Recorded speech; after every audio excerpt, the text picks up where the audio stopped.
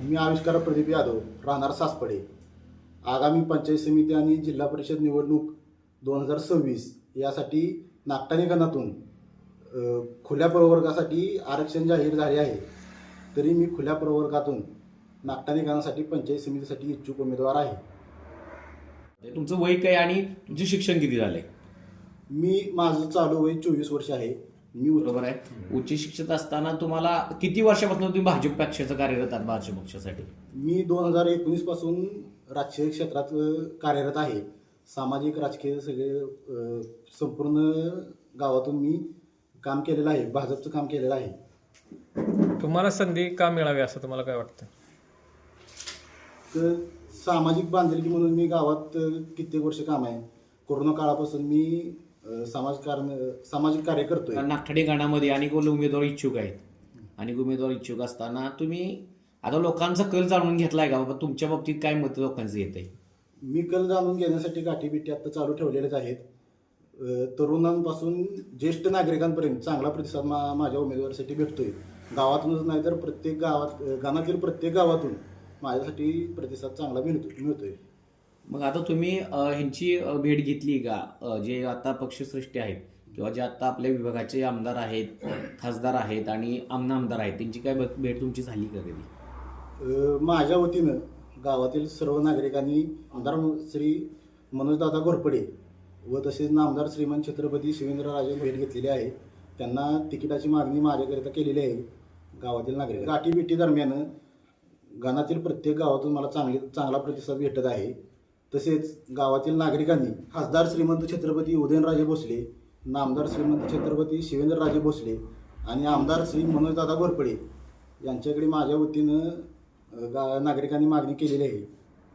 त्यांचं काय मत आलं आहे या तिन्ही नेत्यांचं? त्यांनी आदेश दिला आहे की गाठीबिटी चालू ठेवा. शेवटी पक्षाचं आम्ही काम करणार आहे. मी भारतीय जनता पार्टीचा निष्ठावंत कार्यकर्ता आहे. शेवटी पार्टी म्हणेल तो आदेश आम्ही स्वीकारेन. बरं. पंचायत समितीसाठी काय तुमच्या इतर गावातल्या लोकांशी काय बोलणं झालं आहे तुमचं, किंवा सरपंचच्या नात्यानं तुमचं कोणाशी इतर नेत्यांशी काय बोलणं झालं आहे का तुमचं? काय त्यांचा रिस्पॉन्स कसा आहे तुम्हाला? सांगितलं की आम्ही खासदार श्रीमंत छत्रपती उदयनराजे भोसले, आमदार श्रीमंत छत्रपती शिवेंद्रराजे भोसले, मनोजदादा घोरपडे यांच्याशी आमचं बोलणं झालेलं आहे. बरं. हे करत असताना तुम्हाला पक्षानं जो आदेश देतील पक्षश्रेष्ठी, त्या दृष्टीने तुम्ही काय कार्यरत राहणार आहे विभागामध्ये? पक्षश्रेष्ठी सांगतील तोच आम्ही आदेश पाळणार आहोत. आणि जो तुमच्या गावाला ही करताय, तुमचं म्हणणं आहे की आम्हाला बॅकलॉग खूप तुमच्या गावाला मोठा राहिलेला आहे की तुमच्या गावाला तिकीट मिळालं नाही, तर भविष्यात तुम्हाला तुमच्या गावाला जर तिकीट मिळालं तर इतर गावांसाठी तुम्ही काय ही करणार आहात? भविष्यात आमच्या गावाला जर तिकीट मिळालं तर आम्ही गटात गणात म्हणजे खासदार साहेब पक्षाचे आहेत, आमदार साहेब पण दोन्ही पक्षाचे आहेत, यांच्या माध्यमातून विकास कामांची भरपूर म्हणजे कामे करेन आम्ही.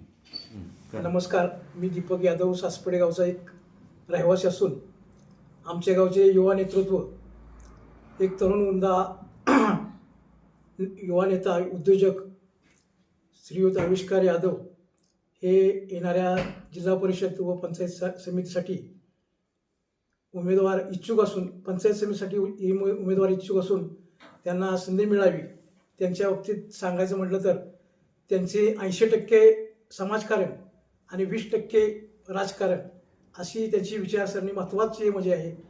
आणि माननीय खासदार श्रीमंत उदयनराजे भोसले, नामदार शिवेंद्रराजे भोसले, तसेच कराड उत्तरचे आमदार मनोजदादा घोरपडे यांच्या माध्यमातून ते आमच्या गणाचा चौफेर विकास साधण्याचा प्रयत्न 100% करतील अशी मी एक आशा व्यक्त करतो. आणि ते प्रयत्न करतीलच म्हणून त्यांना आमच्या गावच्या वतीनं, सासपडे गावच्या वतीनं त्यांना एक युवा नेत्याला संधी मिळावी.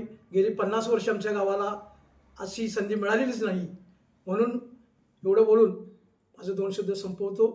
पुन्हा एकदा सांगतो की त्यांना तिकीट मिळावं अशी मी इच्छा व्यक्त करतो. मला माझ्या आजोबांपासून राजकारणाचा आणि समाजकारणाचा वारसा आहे आणि खूप आवड पण आहे याची. आणि मला तोच वारसा आणि समाजकार्य मला असंच पुढं चालू ठेवण्यासाठी मला पंचायत समितीची संधी मिळावी मी विनंती करतो. जय हिंद, जय महाराष्ट्र.